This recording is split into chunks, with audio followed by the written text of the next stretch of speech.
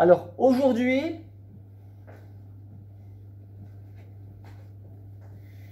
je vais vous partager une parole qui a attiré particulièrement mon attention ces derniers jours et que j'ai eu le temps de méditer. Il s'agit d'une parole qui a été donnée par un aveugle de naissance, qui a recouvré la vue. En réalité, cet aveugle, il avait entendu parler de Jésus. Jésus est allé vers lui, il a fait de la boue avec sa salive, il l'a appliqué sur les yeux de cet aveugle. C'était un jour de sabbat. Ensuite, il a dit à cet aveugle d'aller au réservoir de Siloé. Le réservoir de Siloé, ça veut dire le réservoir de l'envoyé, de se rincer, et il a recouvré la vue. Et cela a posé beaucoup de problèmes. Et je me suis rendu compte, en faisant des recherches, que j'avais déjà prêché sur cette histoire, il y a de cela quelque temps. Pour ceux qui ont Internet, vous pouvez trouver la vidéo avec le titre « Une guérison perturbante, dérangeante, intrigante ». Donc, je ne vais pas prêcher sur toute l'histoire aujourd'hui, mais sur une déclaration de cet aveugle. Parce que cette guérison a vraiment posé de réels soucis aux religieux qui ne reconnaissaient pas en Jésus le Messie. Ils n'ont pu, alors ils ont enquêté.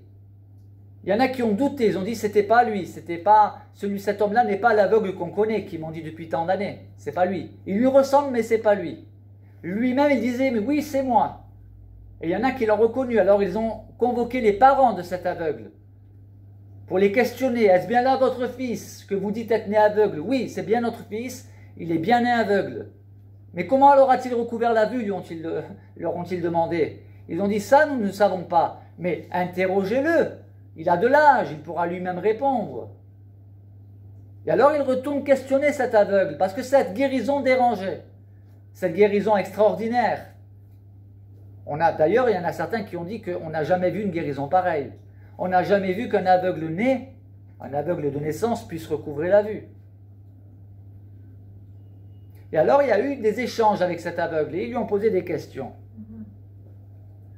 Ils l'ont appelé plusieurs fois, et là, le texte, par exemple, dans l'évangile de Jean, chapitre 9, à partir du verset 24, on peut lire ceci. Les pharisiens, donc les autorités religieuses, appelèrent une seconde fois l'homme qui avait été aveugle, et lui dirent « Donne gloire à Dieu. Nous savons que cet homme est un pécheur. Donne gloire à Dieu. » C'est-à-dire, ils sont en train de reconnaître officiellement. Oui, on reconnaît que tu as bien été guéri. Rends gloire à Dieu, mais ne rends pas gloire à cet homme. Et ils vont plus loin. Cet homme est un pécheur, ils disent. Donc ils sont en train de dire qu'un homme qu'ils qualifient d'être un pécheur est celui que Dieu a utilisé pour redonner la vue à cet aveugle. Ils sont en totale contradiction. Ils ne s'en rendent pas compte parce qu'en réalité, ils sont eux-mêmes aveugles. Aveugles sur leur propre état spirituel et aveugles sur l'identité du Messie, qu'est Jésus-Christ. Et cet aveugle, voyez-vous, il ne connaissait pas beaucoup de choses, mais il connaissait l'essentiel. Il n'avait pas fait d'études de théologie. Pour gagner sa vie, il mendiait. Parce qu'à l'époque, il n'y avait pas les allocations que nous pouvons percevoir aujourd'hui lorsque nous sommes porteurs d'un handicap. Il n'avait pas fait beaucoup, voilà, il n'avait pas de grandes connaissances, mais il avait la connaissance de l'essentiel. Il était très pragmatique et il va leur répondre une chose tout à fait terre à terre. Parce qu'ils lui ont dit, donne gloire à Dieu, nous savons que cet homme est un pécheur. Parce qu'ils lui ont dit, mais quel est celui qui t'a guéri? Ils ont dit, et lui il a dit, l'homme qu'on appelle Jésus. Il n'en savait pas plus. Il savait juste que celui qui l'a guéri s'appelle Jésus. Et pour lui, quand ils lui ont demandé, mais qui est-il pour toi? Il a dit, pour moi c'est un prophète. Et il répond ceci, puisqu'ils disent que c'est un pécheur. Il dit, s'il est un pécheur, je ne sais. J'en sais rien finalement, je ne sais pas. J'étais aveugle, je ne connaissais pas, je sais juste qu'il m'a guéri. Hein, voilà. Donc il ne sait pas. Mais il y a quelque chose qu'il sait. Et c'est de cela que j'aimerais parler aujourd'hui. Il dit, je sais une chose. Pas 36. Enfin, certainement qu'il doit connaître beaucoup de choses. Mais là, il connaît une chose essentielle, très concrète, pragmatique et vérifiable par tout le monde. Il dit, je sais une chose, c'est que j'étais aveugle et maintenant je vois. Ça, c'est du solide. Voyez-vous, nous vivons à une époque où il paraît important de connaître beaucoup de choses. Le savoir, c'est une bonne chose. Oui. Acquérir des connaissances, des savoirs, c'est très bien. Mais cela ne nous sert à rien si nous passons à côté de la connaissance de ce qui est vraiment essentiel. L'essentiel, finalement, c'est de savoir l'essentiel. Mais qu'est-ce qui est essentiel pour nous? Quelle est la chose la plus importante dans la vie d'un être humain après sa naissance? Certains pourraient dire que ça va être son éducation, son enfance, son éducation, sa scolarité, sa vie professionnelle, son mariage. Mais en réalité, l'événement le plus important après la naissance, c'est la mort. Elle nous attend tous. Nous sommes tous sur le même plan d'égalité dans ce domaine. Tous nous connaîtrons la mort. Et alors et après, il y a quoi? Il n'y a rien, disent les uns. Nous nous réincarnerons, disent les autres. Nous irons au paradis, disent les croyants, qu'ils soient chrétiens ou musulmans. Quoiqu'il y a des nuances. Certains disent peut-être j'irai au paradis, je ne sais pas. D'autres disent je passerai certainement par le purgatoire. Et d'autres disent non, j'ai la certitude d'aller au ciel, parce que Jésus l'a dit. Jésus a dit celui qui croit en moi a la vie éternelle. Au brigand sur la croix qui n'avait jamais rien fait de bien dans sa vie, il a simplement reconnu que Jésus était le Christ. Jésus lui a dit aujourd'hui, en vérité je te le dis, aujourd'hui tu seras avec moi dans le paradis. C'est une certitude. Quelqu'un d'autre a dit que la vie c'est l'essentiel. Mais il y a là une subtilité, un jeu de mots. La vie c'est l'essentiel, oui, mais la vie c'est laid, dans le sens que c'est moche, ce n'est pas beau, c'est laid, L-A-I-D, du mot laideur. La vie c'est laid, sans ciel. Voyez le jeu de mots? Ça veut dire, ça n'a pas de sens si c'est pour que nous vivions, que nous mourions, et puis tout s'arrête là. Je n'ai jamais pu me résoudre, même avant que je devienne chrétien, à cette idée que lorsque nous mourons, il n'y a plus rien. Je n'ai jamais pu comprendre cette conviction que certains ont de se dire que nous vivons pour rien. Enfin, nous vivons pour ici-bas, puis ça s'arrête là. Il n'y a pas de sens véritable à la vie, si ce n'est ce qu'on vit présentement. L'apôtre Paul a dit que si effectivement notre espérance se limite à cela, mangeons et buvons, car demain nous mourrons. Ça veut dire profitons de la vie. Et nous vivons dans un monde d'aveugles. Cet aveugle l'était physiquement et spirituellement. Et Jésus a fait, selon l'expression populaire, d'une pierre deux coups. Il lui a redonné la vue physique, mais en même temps la vue spirituelle. Parce que, il faut le savoir, après cette guérison, Jésus est allé à la rencontre de cet aveugle. Il voulait aller plus loin avec lui. Il voulait avoir une discussion avec lui. Et Jésus va lui poser une question. Il ne va pas lui demander, crois-tu au prophète envoyé de Dieu? Crois-tu à l'envoyé de Dieu? Non. Il va lui demander, crois-tu au Fils de Dieu? L'aveugle va répondre, mais qui est-il? Afin que je croie en lui. Et Jésus lui dit, avec ce qui caractérisait les rabbins de l'époque, c'est-à-dire une certaine pudeur et une grande humilité, c'est celui qui te parle. Jésus était en train de lui dire, je suis le Fils de Dieu.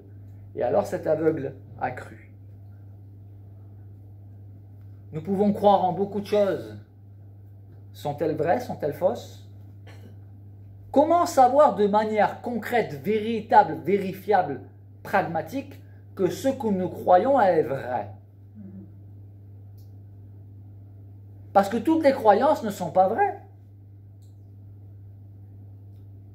Il est de bon augure, si je puis dire, il est de coutume même, pour le bien vivre ensemble, de dire finalement que toutes les religions se valent. Toutes les religions mènent à Dieu. Il y a un petit peu de vérité dans chaque religion. Alors certes, il y a des vérités universelles, mais j'irai même plus loin. Ces vérités universelles, on les trouve même chez les incroyants. Prendre soin de l'autre, aimer son prochain. Vous avez des incroyants qui le font bien, et qui le font même des fois, souvent, pour ne pas dire, mieux que des croyants. Il y a des vérités universelles, ça oui, on le trouve partout. Mais la vérité intrinsèque, la vérité vraie, si je puis dire ainsi, il ne peut pas y en avoir 36. Si je prends le train qui se dirige sur Paris en croyant que je suis dans le train qui se dirige sur Marseille, même si je suis convaincu d'être dans le bon train, je suis dans l'erreur. Pourquoi? Parce qu'en réalité, je ne suis pas dans le train qui va sur Marseille. Je suis dans le train qui va sur Paris. Et vice-versa. On peut se tromper dans les deux sens. Alors, quel est le moyen? On en revient à cette question essentielle. D'en avoir le cœur net. La réponse est simple. La réponse, en réalité, elle est pragmatique, concrète et surtout vérifiable. Certains pourraient dire qu'elle est subjective. Ça veut dire qu'on se convainc soi-même d'être dans le vrai. On est dans la vérité selon nous. Mais le Seigneur nous a laissé des exemples concrets. Notamment, par exemple, cet aveugle. Cet aveugle, un aveugle de naissance, le diable n'a jamais guéri des aveugles de naissance. Les faux prophètes n'ont jamais guéri des aveugles de naissance. Des charlatans, il y en a. Des gens qui font croire qu'il y a des guérisons divines qui viennent de Dieu, il y en a. Mais quand on demande les documents qui certifient la guérison, il n'y a plus grand monde. Il y a finalement très peu de guérisons, enfin de témoignages de guérison vérifiables avec des documents qui attestent de la guérison. Alors certains disent, oui, mais pourquoi avoir besoin de documents? À l'époque de Jésus, il n'y avait pas de documents. Oui, sauf qu'à l'époque de Jésus, les personnes qui étaient guéries étaient connues de tout le monde. Cet aveugle, tout le monde le connaissait. Il n'y avait pas besoin qu'un médecin vienne avec un tampon pour dire, oui, j'atteste de la guérison. Ça faisait depuis sa naissance qu'il était aveugle. Tout le monde le connaissait et il faisait la manche. C'est comme, je prends souvent l'exemple de Gilbert Montagnier. Tout le monde sait qu'il est aveugle. Si demain nous voyons Gilbert Montagnier voir, on n'aura pas besoin de documents médicaux pour nous attester que la guérison est véritable. On le sait. C'était le même cas pour cet aveugle. D'accord, me diront certains, mais moi je ne suis pas aveugle de naissance, ou je ne suis pas paralytique de naissance, je n'ai pas expérimenté une guérison de naissance, oui, mais on peut expérimenter quelque chose de très personnel entre nous et Dieu, qui nous convaincra d'une manière aussi efficace que l'a été cet aveugle. Après, il est évident que ce que nous vivrons personnellement avec Dieu ne convaincra pas forcément ceux qui nous entourent, parce que ce que nous aurons vécu avec Dieu ne sera peut-être pas aussi miraculeux que ce qu'a vécu cet aveugle. Mais ce qui est certain, c'est que Dieu a les moyens, la capacité de convaincre chacun d'entre nous. D'une manière concrète, pratique, vérifiable. Mais comment pouvons-nous vivre cela? Là encore, c'est simple. Dans la lettre de Jacques, au chapitre 4, le verset 8, il est écrit ceci. « Approchez-vous de Dieu et il s'approchera de vous. » Il n'est pas écrit « adhérez à une religion ». C'est « approchez-vous de Dieu ». Oui, mais comment nous approchons-nous de Dieu? Eh bien, aussi simplement qu'on puisse le faire, c'est-à-dire avec authenticité, sincérité et en lui parlant, comme je vous parle. Et ça a été ma propre expérience. Un jour dans ma vie, enfin plusieurs fois, je me suis adressé à lui. Et au moment où il l'a décidé, il a conduit les circonstances de telle sorte que j'ai été pleinement convaincu. C'est mon expérience personnelle. Mais chaque chrétien authentique a vécu quelque chose qui l'a convaincu. L'apôtre Paul a écrit à Timothée, dans sa deuxième lettre à Timothée, je donne les références pour ceux qui prennent des notes, au chapitre 1, verset 12, il dit « Je sais en qui j'ai cru ». L'apôtre Paul. Oui, c'est normal, c'était l'apôtre Paul. Non, parce qu'avant d'être l'apôtre Paul, il était le persécuteur Saul. Lui aussi était aveugle, mais spirituellement, pas physiquement. Il avait une lettre de recommandation pour aller persécuter les chrétiens à Damas. C'était un persécuteur de chrétiens. J'allais rajouter professionnel. Il en avait fait une vocation, persécuter les chrétiens. Il pensait qu'il servait Dieu en persécutant les chrétiens. Jusqu'au jour où Jésus lui est apparu concrètement, dans une lumière éclatante à tel point qu'il est devenu aveugle physiquement pendant 3 jours. Et pendant qu'il est devenu aveugle physiquement, il est devenu visionnaire. Il a recouvré la vue spirituellement. Et après 3 jours, le Seigneur lui a aussi redonné la vue physique. Et cet apôtre, il se désigne lui-même comme le dernier des apôtres, comme un avorton. Est celui que le Seigneur a utilisé pour poser les bases doctrinales des fondements du christianisme.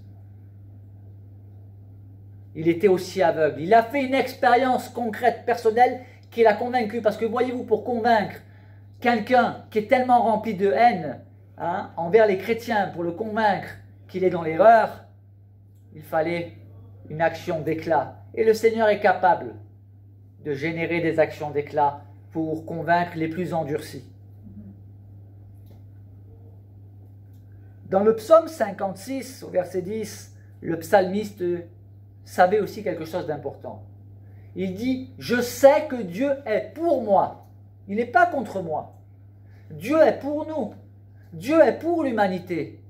Le verset clé de la Bible, c'est « Car Dieu a tant aimé le monde qu'il a donné son Fils unique, afin que quiconque croit en lui ne périsse point, mais qu'il ait la vie éternelle. » Il a tellement aimé le monde, c'est-à-dire les habitants du monde, les êtres humains, des gens qui par définition le haïssent, qu'il a donné son Fils.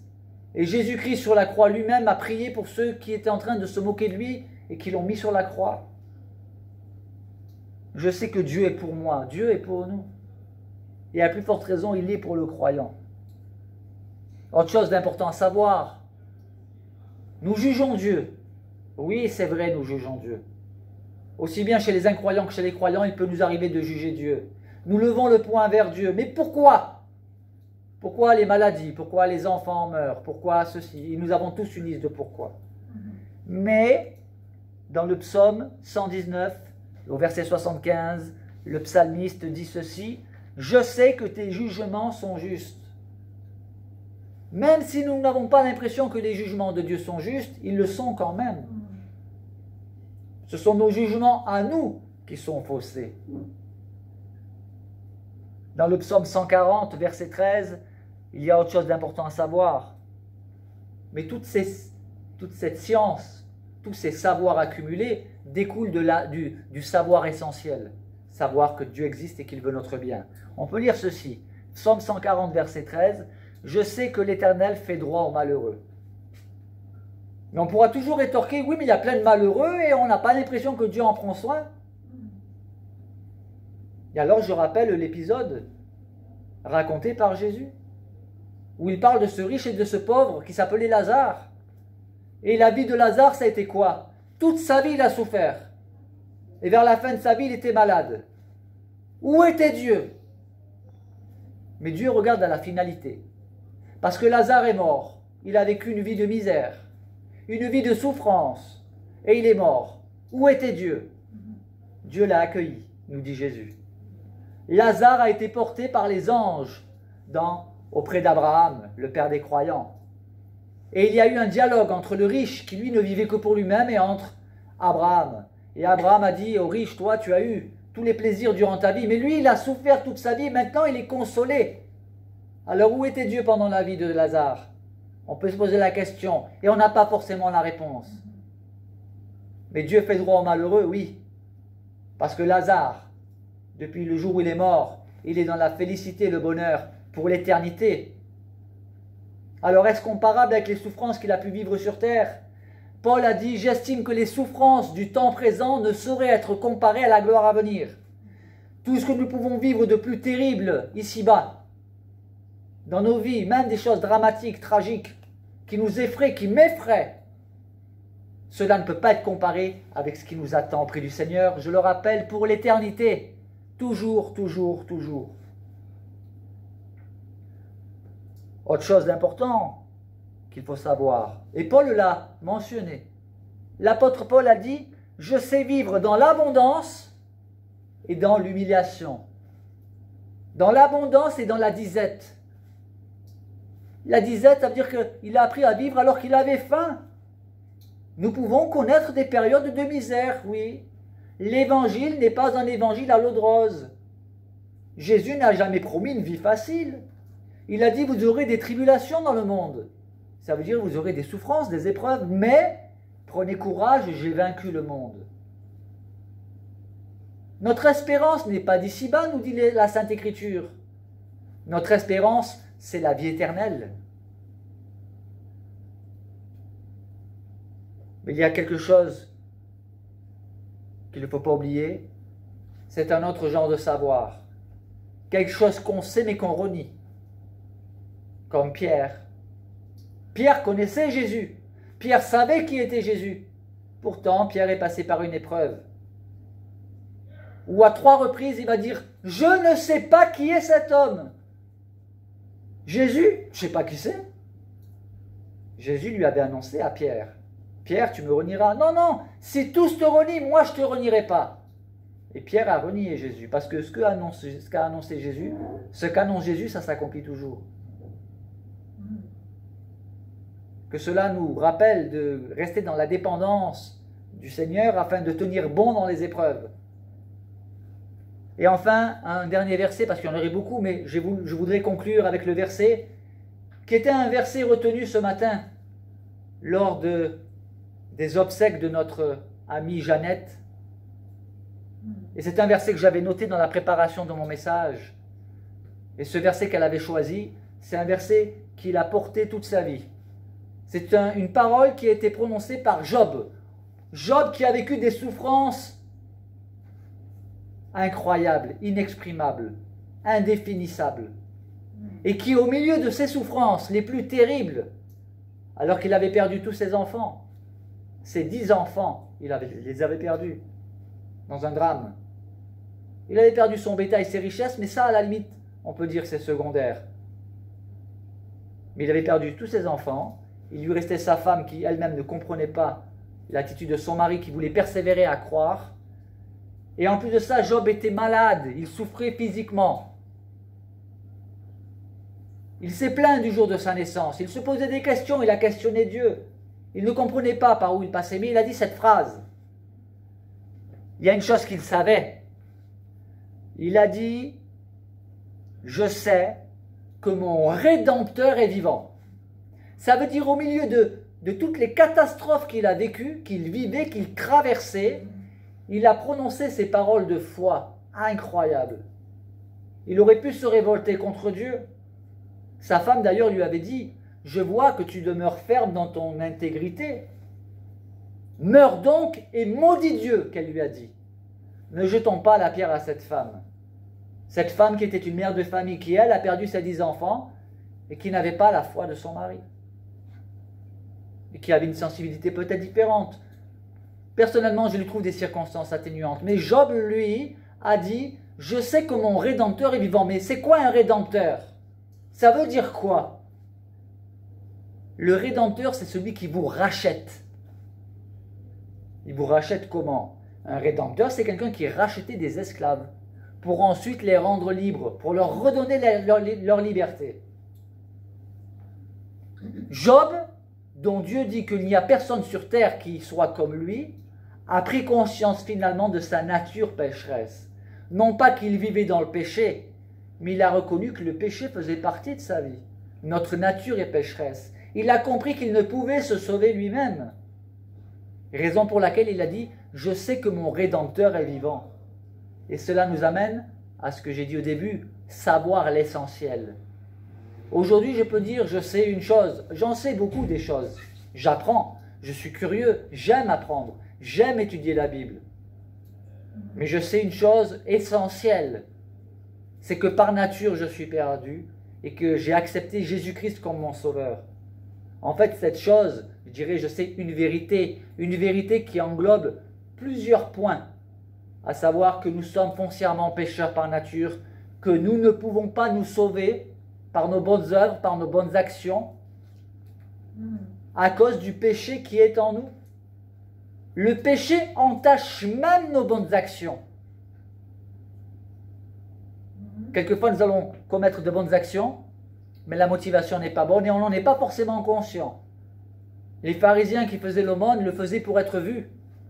Quand ils donnaient de l'argent aux pauvres, ils faisaient du bruit avec les pièces pour que les gens les regardent et pour qu'on pense d'eux « Oh, regarde comme il est généreux ». Alors que Jésus a dit « Quand tu fais l'aumône, quand tu donnes, que ta main gauche ne sache pas ce que fait ta droite ».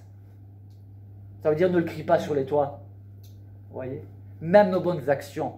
Quelque part, quand on accomplit des bonnes actions, c'est par intérêt. Pour éventuellement accéder au paradis. Mais la vie éternelle nous est donnée gratuitement parce que le paradis n'est pas à vendre à coup de bonnes actions. Je l'ai déjà dit, je le dis encore aujourd'hui, je le dirai encore. Il faut bien que cela rentre dans nos têtes. Nous sommes tellement convaincus que nous pouvons acheter notre place au paradis en faisant du bien. Lorsque nous commettons des bonnes actions, ce n'est pas pour aller au paradis. C'est parce que nous aimons Dieu et que nous aimons notre prochain. J'allais dire, c'est parce que nous savons que nous irons au paradis. Et nous n'irons pas au paradis parce que nous sommes des bons chrétiens. Nous irons au paradis parce que le cœur de l'évangile, c'est la mort de Jésus-Christ sur la croix. Avez-vous réfléchi à la raison pour laquelle Jésus a dû souffrir cette passion, être crucifié, être maltraité? C'est à cause de nos péchés. Le châtiment qui nous donne la paix est tombé sur lui. C'est une prophétie qu'on trouve dans le livre d'Ésaïe.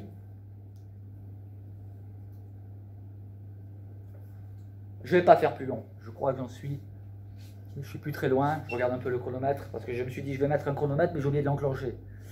Donc je ne veux pas dépasser les 30 minutes. Mais c'est cela l'essentiel. Vous avez des personnes, des croyants, des chrétiens, à qui vous allez poser des questions. On appelle ça même des cols. Des questions sur la Bible et elles ne sauront pas vous répondre. Ce n'est pas dramatique, pourvu qu'elles connaissent l'essentiel. Après, bien évidemment, Dieu nous encourage à étudier sa parole, à apprendre à mieux le connaître à travers sa parole, à apprendre à mieux comprendre la doctrine chrétienne et les fondements de la foi chrétienne.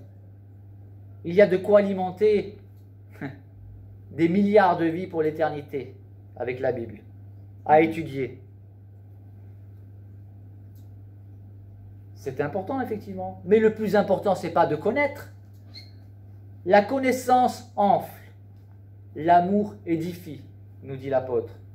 Ça veut dire, la connaissance peut nous pousser à nous enorgueillir des connaissances que nous avons. Mais l'amour du prochain, l'amour de Dieu, ça édifie. Édifier, ça veut dire quoi? Ça construit, ça bâtit. C'est durable. Vous voyez?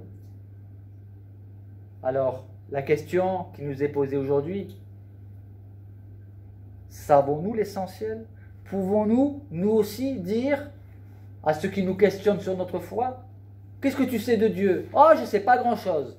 Je sais une chose, j'étais aveugle et maintenant je vois. Ces paroles, on les retrouve dans le cantique très connu, internationalement connu, qu'est Amazing Grace. Ce cantique a été composé par John Newton, qui a pris part pendant quelques années de sa vie à l'esclavagisme, dont il s'est repenti d'ailleurs. Et lui-même dans sa chanson, il dit « J'étais aveugle, maintenant je vois ». Et là, il parle au sens spirituel. Alors, ce qui est important pour Dieu, c'est que nous sachions cette chose importante. Je sais une chose, j'étais aveugle, maintenant je vois. Je sais une chose, J'étais perdu, maintenant je suis sauvé. Je sais une chose, je ne pouvais pas me sauver moi-même. Vous me direz, ça fait beaucoup de choses finalement qu'on sait. Mais c'est la chose principale, c'est-à-dire tout cela, c'est une chose. C'est le cœur de l'évangile. Je ne vais pas faire plus long. Retenons cette parole.